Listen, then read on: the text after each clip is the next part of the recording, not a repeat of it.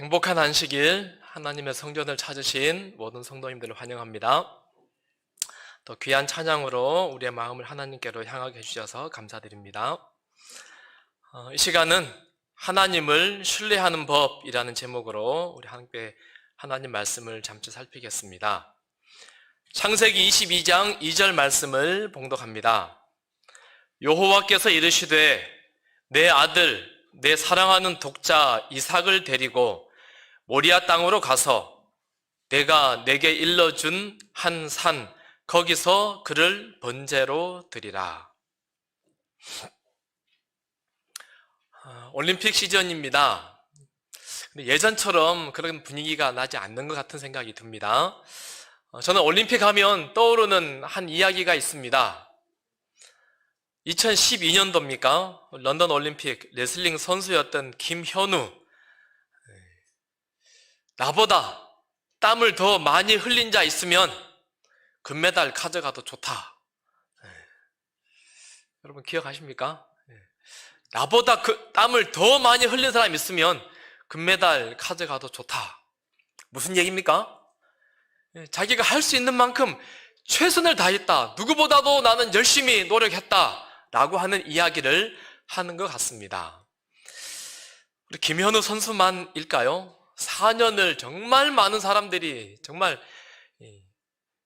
땀이 피처럼 쏟아지도록 훈련하고 연습했습니다. 그런데 경기가 취소되고 편파 판정이 있고 부당하게 출전할 수 없는 상황이 되고 부상당하고 그러면 어떨까요? 4년을 나보다 더 땀 많이 흘린 사람이 있으면 금메달 가져가도 좋다 할 마음으로 했는데 얼마나 속상할까라는 생각이 듭니다. 올림픽 관련 재미있는 연구가 하나 있는데요. 1992년도 미국 심리학자 매드백이라는 분이 메달을 따는 순간 사람들의 표정을 연구했습니다. 메달 따는 순간 표정이 어떻습니까? 정말 온 세상을 다 가진 것 같은 그런 표정 아니겠습니까? 중계방송에 보여지는 모든 영상들을 다 모아서 코넬 대학교 대학생들에게 다 나눠줍니다. 그리고는 점수를 매기라고 했습니다. 정말 왕짜증 표정이면 1점, 너무너무 행복하고 세상을 다 가진 것 같은 표정이면 10점. 다 몇 점일까요? 정말요? 근데 재밌는 거는 여러분 사진에 이렇게 힌트가 나와 있는데요. 가운데 있는 사람은 금메달리스트입니다. 왼쪽은 은메달입니다. 표정이 어떻습니까? 우거지상이에요. 오른쪽은 누굽니까? 동메달이에요. 동메달은 비교적 밝은 표정입니다. 결과가 그렇습니다. 점수화했습니다. 그랬더니 경기 막 끝난 다음에 은메달 확정되는 순간 은메달인 사람은 표정이 몇 점이에요? 4.8점. 동메달은 7.1점. 누가 높아요? 동메달이 훨씬 더 행복하고 높습니다. 왜 그럴까? 심리학자들이 이것을 두고 하는 말이 사후 가정적 사고 때문이다 라고 추측한답니다. 쉽게 말하면 은메달 딴 사람은 내가 조금만 더 했으면 뭐 할 수 있었는데 금메달 따을 수 있었는데 너무너무 아쉬워요. 반대로 동메달 딴 사람은 내가 어쩌다가 하마터면 그래서 다행이다. 메달 못 따을 수 있었는데 하면서 굉장히 위로하고 너무너무 행복하고 좋아한다라고 한답니다. 사람 마음이 참 간사하고 연약하지요. 전 세계 2등 했는데도 점수가 5점이 안 돼요. 세상에 이런 일이 있을 수 있나요? 전 세계 2등인데 왠지 서운하고 왠지 기분이 나빠요. 떨떠름합니다. 사람은 누구를 바라보느냐, 무엇과 비교하느냐에 따라서 전혀 다른 결과, 다른 삶을 살게 된다라고 생각이 되어집니다. 우리 세상을 보지 말고 누구를 봐야 될까요? 예수님을. 세상을 비교하지 말고 우리 하나님을 생명을 주시고 위로하시고 힘을 주시고 영원한 생명을 주시는 그 하나님을 바라봄으로 우리의 모습이 하나님 닮아가고 행복한 우리 모든 성도들 되기를 간절히 소원합니다. 이 시간에 여러분과 함께 우리 아브라함에 대해서 잠시 한번 생각해 보고 싶습니다. 어느 날 저녁에 하나님께서 아브라함을 찾으셨습니다. 그리고는 아브라함아, 내 사랑하는 독자 이삭을 번제로 드리라 라고 합니다. 여러분, 번제가 뭐죠? 번제, 다 태워드리는 겁니다. 전적인 헌신, 완전한 복종, 충성, 다 하나님께 태워드립니다가 번제잖아요. 누구를요? 그냥 아들이에요? 어떤 아들? 독자는 독자인데 어떤 독자 아들? 내 사랑하는 독자. 하나밖에 없는 정말 사랑하는 독자 아들을 태워서 하나님께 드리래요. 너무 잔인한 것 아닙니까? 우리 20살, 지금 이삭의 나이가 20이죠. 20살 동안 잘 키운 아들을 하나님이 태워서 하나님께 바치라고 합니다. 우리 고대 근동 당시 가나안 종교들에는 인신제사가 종종 있었다고 하죠. 우리 옛날 고대 영화들 보면 사람 잡아다가 제물로 바치는 장면들이 나오잖아요. 세상은 혹시 그럴 수 있습니다. 그러나 우리가 믿는 하나님은, 아브라함의 하나님은 어떤 하나님이에요?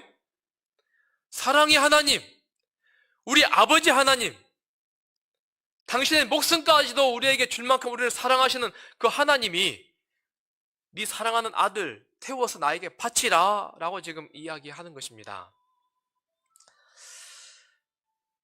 만약에 하나님이 우리에게 그렇게 말씀하면 어떻게 할까요? 혹시라도 여러분, 하나밖에 없는 아들 하나님이 태워서 바치랍니다 하면 아마도 다음 주부터 교회 안 나올 분들, 다음 주에 교회 나오실 분, 그런다면 하나밖에 없는 아들 하나님이 태워 바치랍니다 그러면 하나님께서 믿음의 분량대로 우리에게는 그런 시험을 하지 않으실 거라고 믿습니다. 그날 저녁부터 아브라함이 고뇌가 심각하게 이어집니다. 이전에 결코 그같이 해본 적이 없는 간절한 기도를 드렸다.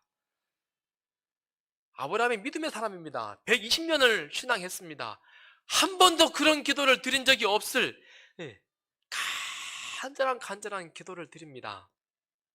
하나님, 내가 잘못 들었습니까? 정말 하나님이 나에게 하나밖에 없는 아들을 번제로 드리라고 하는 것 맞습니까? 우리 부주와 선지자에는 그날 저녁에 아브라함이요, 한숨도 잠자지 못합니다. 그리고는요, 전에 이삭을 너에게 주노라, 내년 이맘때에 아들을 낳을 것이다 라고 했던 그 장소에 아브라함이 여러 번 왔다 갔다 합니다. 하나님의 천사가 또 와서 이야기하지 않을까? 또 가면 없어요. 이리 뒤척 저리 뒤척, 잠이 오지 않습니다. 그러면 또 가봅니다. 그날 밤 한숨도 자지 못하고 깊이 하나님께 기도하고 또 기도합니다. 뼈가 마르고 입이 바싹바싹 아마 말랐을 것입니다. 그리고 곤히 자고 있는 하나밖에 없는 아들 이삭을 보러 갑니다. 자고 있는 아들. 부주와 선지자의 이 아브라함이 이삭을 보면서요, 파르르 떨었다라고 소개합니다. 얼마나 두렵고 얼마나 긴장되었는지요. 그러나 밤새 고민한 다음 아브라함이 아침에 일찍이 일어나, 고민하지 않습니다. 일찍 일어나 나귀에 안장을 지우고 두 종과 그의 아들 이삭을 데리고 번제에 쓸 나무를 쪼개어 가지고 떠나 하나님이 자기에게 일러주신 곳으로 가더니, 즉각 순종합니다. 고민하지 않습니다. 그리고는 짐을 싸가지고 두 종과 함께 하나님이 지시하는 산 모리아 땅을 떠납니다. 모두에게 비밀로 하고 가면서 어떻게 했을까요? 아들하고 대화했을까요? 마음속에 말할 수 없는 슬픔, 말할 수 없는 걱정, 고민 때문에 아마 이야기하지 않았을 겁니다. 그리고 그날 저녁이 또 되었습니다. 3일길입니다.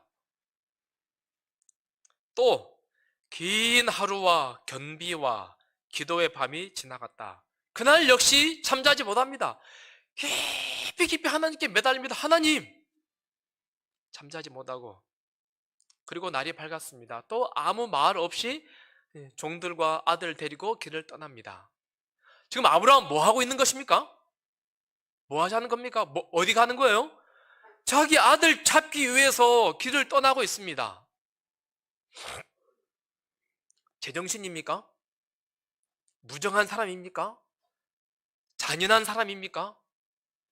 왜 그 길을 아브라함이 가야 합니까? 지옥길 가는 것보다 아마 더 지옥이 있다라면요, 말할 수 없이 고통스러운 길을 아브라함이 가고 있습니다. 부자 선지자 누군가 계속 아브라함에게 속삭입니다. 살인하지 말지니라. 살인하지 말지니라. 누가 하는 말일까요? 너 지금 속고 있는 거야. 살인하지 말지니라. 그거 하나님 아니야. 하나님 그럴 뿐 아니야. 누가 하는 이야기입니까? 사단 마귀가요, 계속 아브라함에게 부채질했다라고 소개합니다. 하나님을 향하여 의심 들게 하고 원망하게 하고 불신 갖게 하고, 그런 마음을 아브라함이 갖도록 지금 하는 것입니다. 혹시 여러분도 이런 고민, 이런 고뇌를 경험해 본 적 있으십니까? 하나님의 뜻이 무엇인지는 분명히 알겠어요. 그러나 그 길을 따라가면 극심한 손해가, 큰 위기가 닥칠 것 같아요. 고민해 본 적 있으신가요? 한번 우리 가운데 그런 고민들 여러분들 여러 번 해보지 않았을까라고 생각이 되어집니다. 요셉이 보디발 집에서 주인 마님이 성적으로 그를 유혹합니다. 요셉, 여기 아무도 없어. 아무도 몰라. 잠깐 이리 와봐. 너의 삶이 이제 달라질 거야. 신분이 바뀔 거야. 행복 내가 보장해 줄게. 만약에 거절하면 어떻게 되죠? 불행이, 큰 위기가 닥칠 것이 뻔합니다. 그러나 요셉은 이 큰 악을 행하여 하나님께 죄를 지으리까 하면서 뿌리치고 감옥 가기를 선택하고 지하 감옥으로 내려갑니다. 반면에 요나는 어떻습니까? 하나님이 명령하시는 그 명령에 요나가 순종합니까? 아니요. 하나님의 명령에 그가 순종하면 그의 삶에 큰 위기가 닥칠 것 같아요. 큰 어려움이 닥칠 것 같아요. 손해볼 것 같습니다. 그래서 여호와의 얼굴을 피하려고 뱃삭을 주고 배에 올랐더라. 요셉 같은 신앙이 있고 요나 같은 신앙이 있습니다. 여러분 어떤 신앙이신가요? 우리 학생들 예를 들어볼까요? 토요일날 안식일날 학원에서 특강 한답니다. 하루 종일. 거기 오면 성적이 올라간답니다. 학교 등급이 올라간다 그래요. 안 가면 뭐죠? 안 가면 굉장한 손해 아닙니까? 안 가면 하나님이 대신 채워주십니까? 사업하시는 분들 아마 그런 경우들이 여러 번 있을 거라고 생각됩니다. 내가 정직하게 하면 큰 손해를 볼 것 같아요. 잠깐 눈 한 번만 찔끔 감고 나면 큰 이득이 있어요. 어떻게 해야 합니까? 순종하면 하나님께서 반드시 채워주십니까?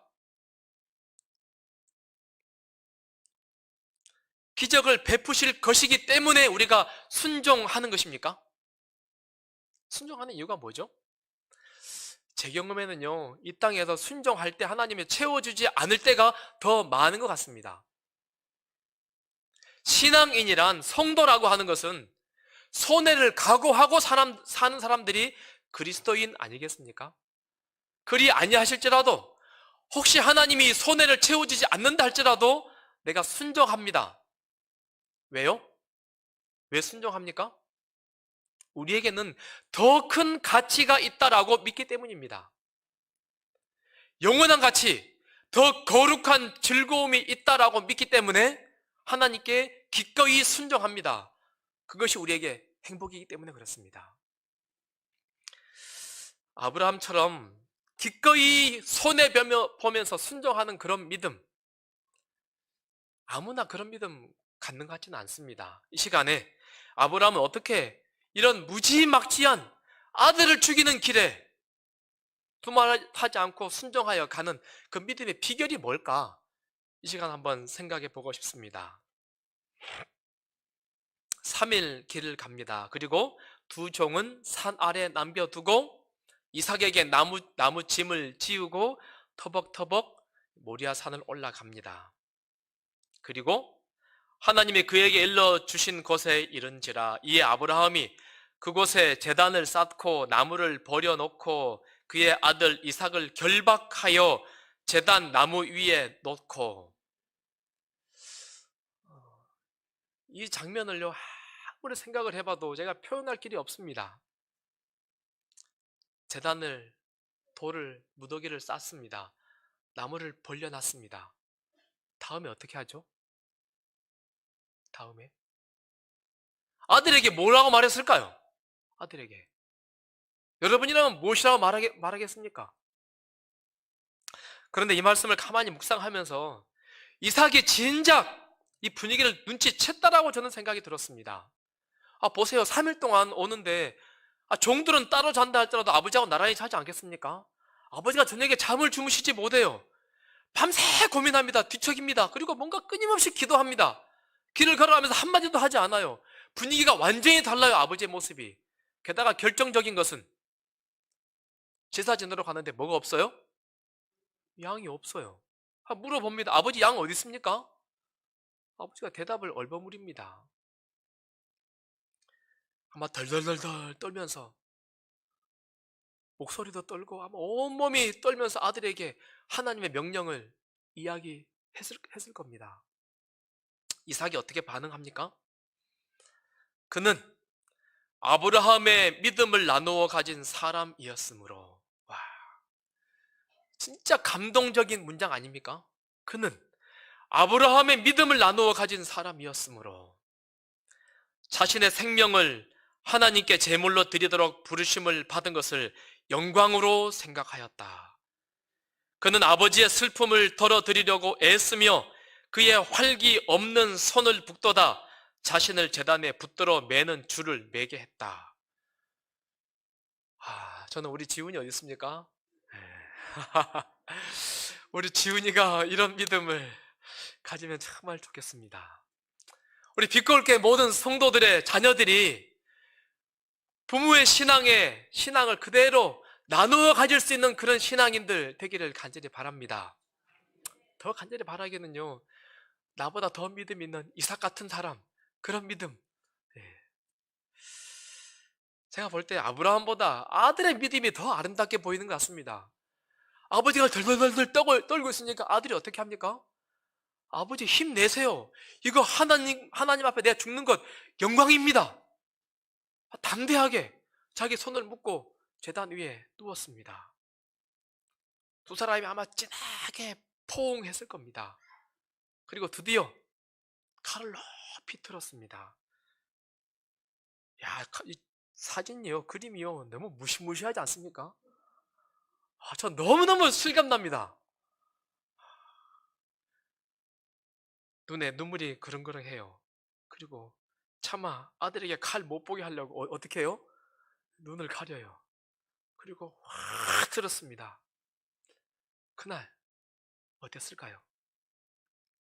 우리가 이야기 잘 아시는 것처럼 손을 내밀어 칼을 잡고 그 아들을 잡으려 하니 여호와의 사자가 하늘에서부터 그를 불러 이르시되 아브라함아 아브라함아 하시는지라. 됐다. 내가 하나님 경유하는 줄을 알겠노라. 그리고 눈을 들어보니 수풀이 뿔에 양이 걸려서 매 울면서 이 모습을 가만히 지켜보고 있습니다. 이삭이 죽어야 하는 자리에 이 양이 대신 죽지요. 자, 우리는 이 사건을 통해서 무엇을 배울 수 있을까요? 무엇을요? 아브라함 진짜 대단한 사람이다. 어떻게 그런 믿음, 이삭 어떻게 그런 믿음, 자기 아들을 하나님이 바치란다고 해서 단번에 아들을 바칠 수 있는 그런 믿음. 이렇게 성경을 읽으면 성경 잘못 읽은 겁니다, 여러분. 물론 창세기 22장의 이 말씀은 예수님의 십자가를 투영하고 있지요. 이삭이 죽어야 하는 그 자리에 누가 죽어요? 양이 죽었습니다. 예수님이 죽었습니다. 자기 아들을 죽여야 하는 그 아브라함의 그 자리에 누가 대신 서요? 하나님 아버지가 하나님의 외아들 예수 그리스도를 죽이는 하나님의 사랑을 이 이야기를 통해서 드러내고 있지요. 그러나 이 시간 여러분과 함께 생각해 보고 싶은 것은 아브라함이 어떻게 자기 자식을 죽일 수 있는 그런 믿음에까지 그가 도달하게 되었을까? 그 이유, 원리, 비결을 한번 생각해 보고자 라고 하는 것입니다. 아브라함이 3일 동안 간절히 기도합니다. 아브라함이 무엇을 기도했을까요? 이전에 한 번도 드려보지 못한 기도를 아브라함이 드렸다라고 합니다. 아브라함이 무슨 기도 드렸을까요? 하나님, 할 수만 있으면 이 잔을 나에게서 떠나게 해 주옵소서 라고 기도했을까요? 아니면 하나님, 나는 모르겠습니다, 하나님 알아서 하십시오 라고 기도했을까요? 부주와 선지자의 아브라함의 기도를 이렇게 소개합니다. 그때 믿음은 이삭에게서 나는 자라야 내 씨가 칭할 것임이니라 는 약속, 곧 바닷가의 모래알처럼 셀 수 없이 많은 자손을 주시리라는 약속을 반복하였다. 계속 아브라함이 반복합니다. 뭘 반복해요? 하나님, 이삭을 통해서 바닷가의 모래알처럼 많은 백성이 있게 한다고 하셨지요? 하나님, 이삭을 통해서 하늘의 별처럼 많은 자손들이 태어나게 될 것이라고 약속하셨지요? 하나님, 이삭을 통해서 많은 민족이 있을 거라고 나에게 약속하셨지요? 계속 이 약속을 하나님께 되뇌이는 것입니다. 하나님 약속 맞지요? 하나님, 나에게 약속했지요? 그 약속 분명하지요? 내가 혹시 아들 내가 죽인다 할지라도 하나님, 그 약속 이루실 것이지요? 뭐 하는 겁니까? 하나님 약속을 계속 붙잡고 하나님 명령하신 것을 순종하며 따라갑니다. 지금 혹시 죽인다 할지라도 하나님 이 약속 이루실 것이지요? 내가 믿습니다 라고 하는 것입니다. 사실 하나님은, 이 아브라함은 하나님의 아들을 살릴 것이라고 확신했습니다.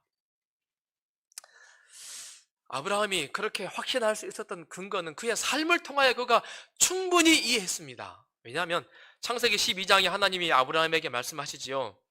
내가 너로 큰 민족을 이루고 내가 이 땅을 내 자손에게 주리라.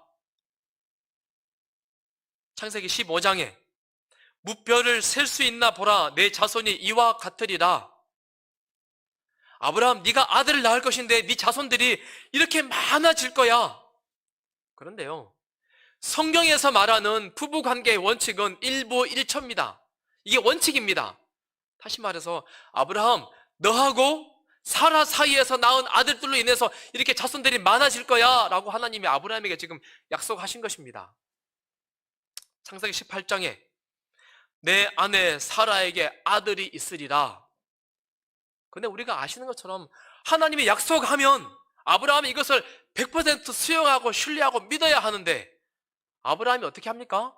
계속 넘어집니다. 신뢰하지 못합니다. 그래서 창세기 12장 넘어 13장에 바로 앞에 가가지고 바로가, 와, 이 사람 누구냐? 참 예쁘다. 내 아내로 삼아야겠구나 했더니 뭐라 그래요? 그대는 나의 누이라 하라. 그러면 내가 안전하고 내 목숨이 보존되리라. 자기 아내 뭐 해버립니까? 자진 상납해버립니다. 하나님이 너하고 네 아내 사이에서 자녀를 낳아서 큰 민족을 이룰 거야 했는데 그 약속 별로 대수롭게 생각하지 않는 것입니다. 하나님께서 특별한 기적을 베푸셔서 자기 아내를 다시 찾아오고 아브라함에게 다시 약속하지요. 아브라함, 셀 수 없이 많은 민족을 네 부부 사이에서 내가 낳게 한다니까. 그러나 아브라함은 창세기 16장에 가서 또 넘어집니다. 자기 아내가 아이를 못 낳아요. 나이가 많은데도. 그래서 어떻게 하죠? 종 하갈을 데려다가 첩을 삼아서 아이를 낳습니다. 창세기 18장에 사라가 아들을 낳을 것이다 라고 해도 믿지 못합니다. 내가 지금 나이가요 80이 넘어갑니다. 공장 문 닫았습니다. 피식 웃습니다. 그러나 하나님은 넘어질 때마다, 실패할 때마다 계속 뭐예요? 아브라함 그게 아니야. 네 부부 사이에서 아들을 낳는다니까. 걔네들이 온 나라를 이루고 민족을 이루어서 하늘의 별처럼 바닷가의 모래처럼 정말 많아질 거야. 창대하게 될 거야. 계속해서 하나님이 아브라함에게 지금 말씀하시는 것입니다. 넘어지면 다시 이렇게 세워서 말씀하시고, 넘어지면 다시 이렇게 세워서 말씀하시고, 경험적으로 계속 하나님이 아브라함에게 지금 말씀하시는 것입니다. 그리고 드디어 아들을 낳았습니다. 아브라함이 뭘 깨달았을까요? 아, 하나님은 하신다면 하시는 분이시구나. 아브라함이요, 평생을 두고 훈련한 겁니다. 하나님을 신뢰해. 너 아들 낳는다니까? 네 아들이 하늘의 별처럼 바닷가의 모래처럼 된다니까? 하나님이 수없이 계속해서 아브라함에게 훈련했습니다. 넘어지면 이렇게 세우고, 넘어지면 이렇게 세우고, 계속해서 귀에 못이 박히도록, 아예 생각이 그렇게 고정되도록 하나님이 아브라함에게 말씀하신 것입니다. 훈련하고 설명하고 훈련하고 설명하고, 그리고 하나님께서 드디어 아브라함 진짜 이해했냐? 시험 한 번 더 보자. 너 진짜 이해했는가 나하고 확인해보자 라고 최종 시험을 지금 오늘 본 것입니다. 아브라함이 그동안 훈련 잘 했습니까? 네, 훈련 잘 했습니다. 그래서 하나님께서 네 아들 죽여라고 한다 할지라도 아브라함은 뭐라 생각해요? 아브라함은 믿음으로 그가 하나님이 능히 이삭을 죽은 자 가운데서 다시 살리실 줄로 생각한지라. 하나님이 뭐 한 거예요? 계속 훈련한 것입니다. 하나님을 신뢰하라, 신뢰해라. 내가 너에게 약속한 거 내가 반드시 이룬다니까. 혹시 번제로 네 아들 내가 죽이라, 번제로 바쳐라라고 한다 할지라도 그렇게 할 수 있니? 이제 이쯤 되면 신뢰할 수 있겠니? 우리는 아브라함이 그렇게 한 행동에 관해서, 물론 아브라함의 순종, 아브라함의 믿음도 우리가 귀하게 평가해야 합니다. 그러나 그렇게 인도하신, 평생을 인도하신, 넘어지면 다시 이렇게 세우시고 넘어지면 다시 세우시고 끊임없이 세워주신 하나님의 성실하심, 하나님의 위대하심이 이 사건을 통해서 드러나야 한다라고 하는 것입니다. 실패하지만 포기하지 않고 계속 이렇게 세우셔서 믿음의 사람으로 만들어 가시는 그 하나님, 얼마나 귀하고 아름다운지 모르겠습니다. 저는 이 모습을 보면서요, 헬렌 켈러 생각이 났습니다. 태어날 때는 정상이었습니다.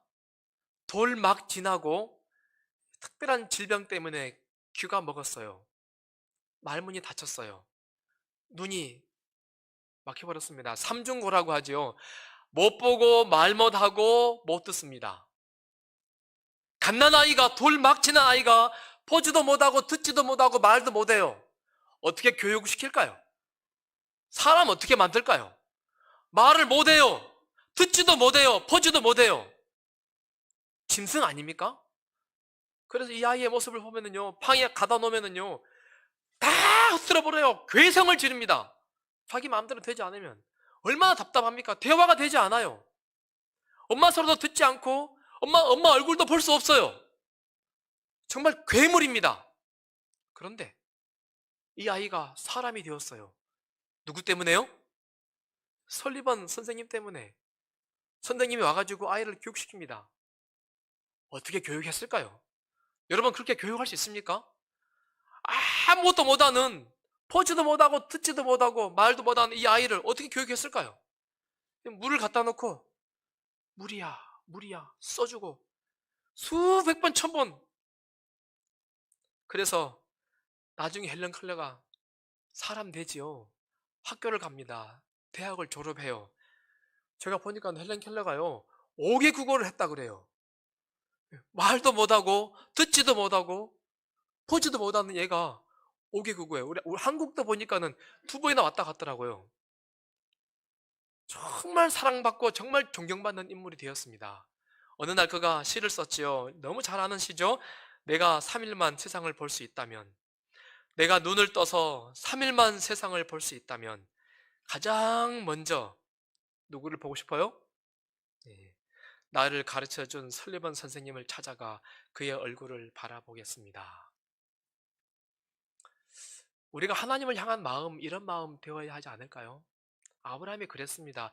이 귀하고 아름다운 믿음, 그가 소유할 수 있었던 것은 자기 아들까지라도 기꺼이 손해보며 드릴 수 있었던 그 믿음, 만들어주신 하나님, 신실하신 하나님, 그 하나님,